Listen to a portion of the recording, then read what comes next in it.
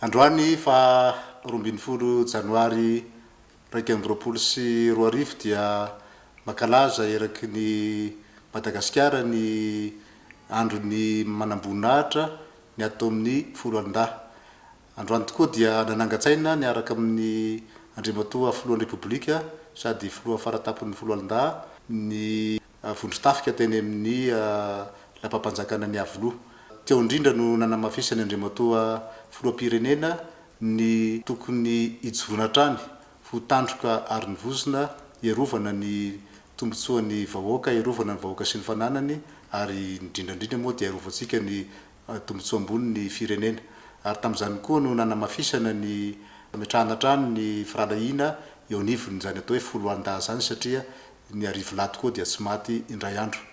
Dia miaraba ny manamboninahitra rehetra tsy ankanavaka eto Madagasikara amin'ny toerana misy anareo tsirairay avy any, ary makasitraka ny efa vitanareo, makasitraka amin'ny asa fijoroanareo iarovana ny ain'ny vahoaka sy ny fananany izay voalaza teo.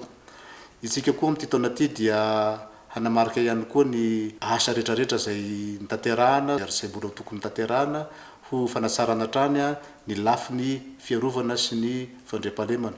Na izany anefa dia mifisaona ny folo alindahy ankehitriny satria lafo ny aretina ny général Radona izay lehibe ny état-major ny tafika anapakapaka ndosy ny fahafatesana maleriva teny amin'ny hôpital miaramilan'ny Soavinandriana. Koa dia miara-miory ny fianakaviam-ben'ny tafika, miara-miory amin'ny fianakavian'ny général Radona satria dia nilaozana namana, nilaozana tompona andraikitra ambony, nilaozana rahalahy tokoa isika izay olona nananana izy azy teo amin'ny tafika anapakapaka, anisan'ireo tompon'antoka amin'ny fitondrana ny fanitsiana eo amin'ny rafitry ny tafika anapakapaka, ary olona mahatoky sy manampahaizana tokoa amin'ny lafiny aéronautique.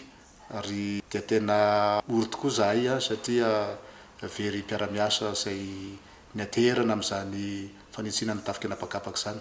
Atao akory moa fa zay no latr'Andriamanitra, koa dia miara-miondrika daholo isika manamboninahitra manontolo, ny folo alindahy manontolo eo amin'izany fahalasany Andriamatoa général Radona izany. Eto am-pamaranana dia mirary soa ho antsika rehetra ny eto anivon'ny folo alindahy, mirary soa ny manamboninahitra rehetra tsy afaka anavaka avitany adidinareo anareo, ary hijoro hatrany ho tandroka ary ny vozona, hijoro hatrany hijery ny tombotsoa ambon'ny firenena, ary indrindrandrindra hijoro hatrany ho fialofan'ny vahoaka malagasy, hiaro azy ireo amin'izay tsy mety rehetrarehetra, miaro azy ireo sy miaro ny fananany.